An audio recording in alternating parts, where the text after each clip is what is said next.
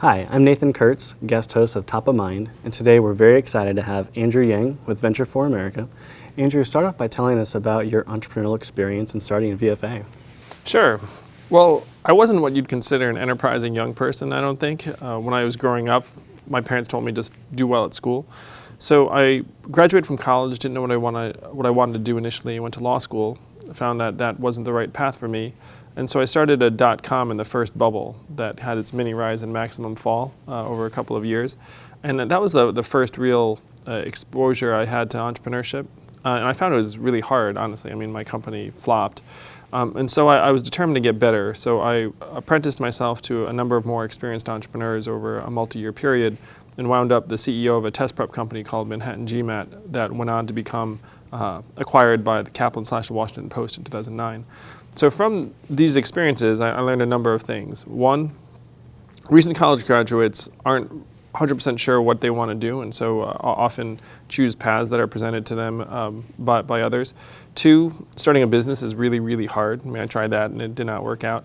But three, you can get better by working with more experienced mentors and leaders, which is how I developed over the years. And so that's how Venture for America, really the foundation of it, came about in terms of the ideas. I realized that our young people needed a path toward startup businesses that would help give them the training and exposure to potentially become business leaders and founders themselves someday. Tell me more about the problem you are solving with VFA. Tell me about the path right now when college graduates are coming out of school. What are the options now, and what are you guys doing to change that? Well, and I spoke to my own experience. Going to law school is still very popular among young people who are looking to advance professionally. There are 6 default paths right now for National University graduates: law school, financial services, that's investment banking, management consulting, medical school, academia, so it's PhD programs and the like, and Teach for America. And really, if you're trying to get into startups or entrepreneurship, the path is not clearly laid out for you. I joke that there's a plumbing problem, and what we need is we need a new pipe. We need a new connection between startup organizations that are going to end up growing, innovating, and creating new jobs, and the young people that want to develop and contribute. How does the program work? Sure.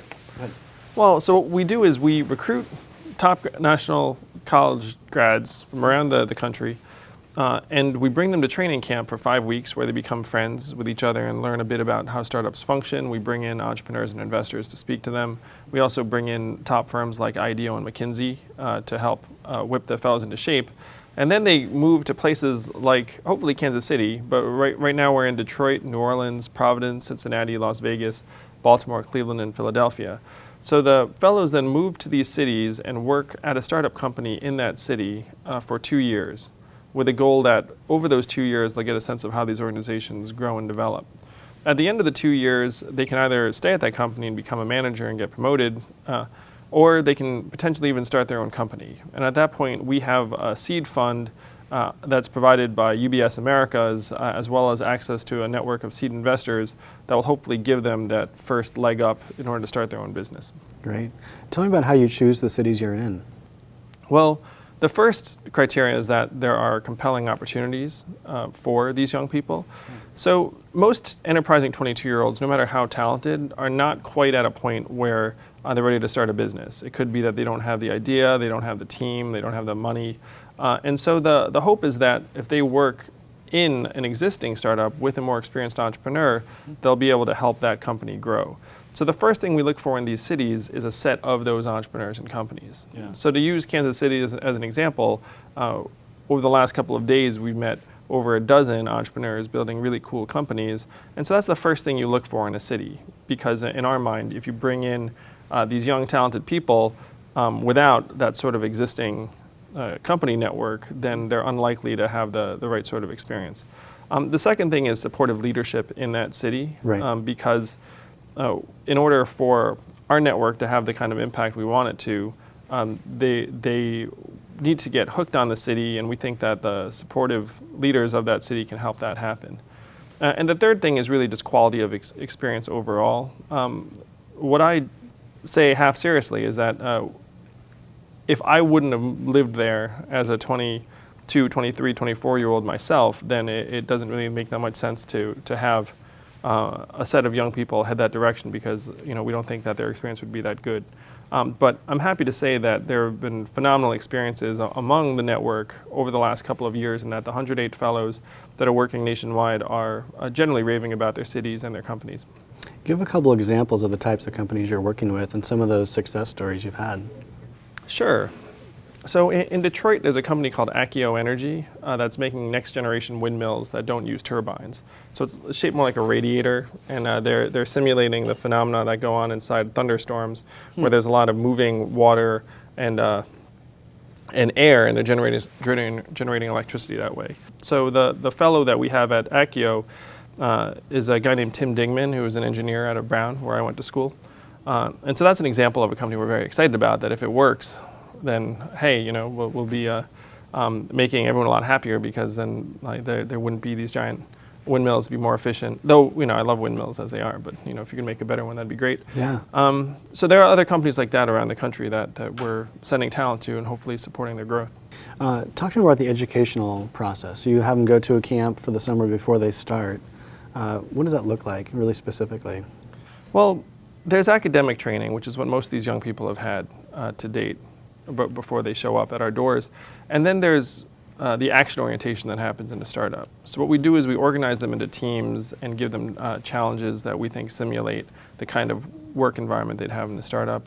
We're also very transparent about rankings and performance, so that they see how their team is doing relative to others. And we bring in experienced practitioners to give them coaching at every level. So the hope is that by the time they show up at the startup, they're familiar with the environment and they can hit the ground running. How does compensation work for those fellows once they're placed at the companies? Well, in order to de-risk it on both sides, we set an initial rate of approximately $38K as a floor, and then it's up to the company to go beyond that if the fellow is performing strongly and they feel that that person's going to end up contributing over time. Mm-hmm. Initially, it's always actually paid for by the company, and initially that rate is set at a flat rate so it's standard. The companies have been incredibly pleased, where 85% of them rated the fellows as either top 1% or top 10% of early hires. Mm-hmm. And a number of fellows have already gotten raises, some have even gotten equity in these companies. So the companies are thrilled with how it's going. What kind of data are you guys collecting at this point from the fellows, from the companies, and for your organization? Well, we survey the fellows all the time. They're actually probably tired of it. So we constantly have various satisfaction measures. We also have a full-time programming staff who follows up with the fellows regularly. Mm-hmm. Among the companies, we talked a little bit about their satisfaction level with the fellows. We also track how many jobs that those companies have added. And over the first year at Venture for America, the number of net jobs added by the companies is over 100. So you can see that the companies are growing, and the fellows are at least having some part or role in that. Now you've had your first class is in, your second class started this fall. As you're looking for your third class, what particular traits, if a college student is watching this, what traits are you looking for? Well, we look for something we call adaptive excellence, but what that really means is that we think you can figure things out and become good at things that maybe you're not necessarily proficient in right now. So the way you demonstrate this, if you're a young person, is by being good at something, because we figure if you're good at one thing, you can probably apply the same attributes to another area. So we take people who are very good at school, which people would find unsurprising, I'm sure, but also people who started businesses through their college career, showed leadership at organizations and starting them or leading them, people who have very high-level athletic performance. We think those qualities of teamwork and self-determination and self-improvement apply very well in this setting. But we're looking for companies that will actually create new jobs in their city, ideally. So if someone were to come up with some kind of like disembodied widget that somehow was doing something online and was never going to hire anyone, and that's less interesting to us than if they're going to start a company in Detroit that's going to then bring people from outside of the state to join them on a team and then grow from there. Our goal as an organization is to help create 100,000 new U.S. jobs by 2025. Cool. So to get there, it's helpful if the companies that are starting are actually going to hire people. Tell me about your grand vision. Where do you see VFA going? Well, if you can imagine a country where the same body of talent that's currently heading towards, let's say, Wall Street was instead going to startups in Kansas City and other places around the country, I mean, how long would that take to impact job growth and innovation nationwide here, other cities? I mean, we think that it would not take that long to see an impact.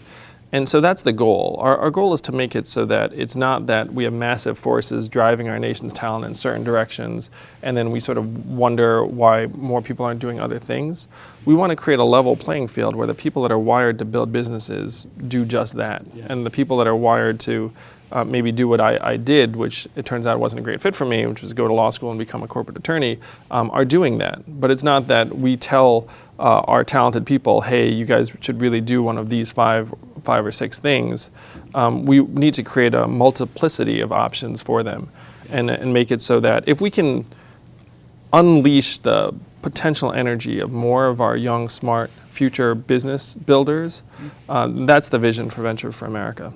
I love how VFA is creating that structure to allow that. Andrew, thank you so much for your time today. It was great to, thanks so much have for you in having town. me.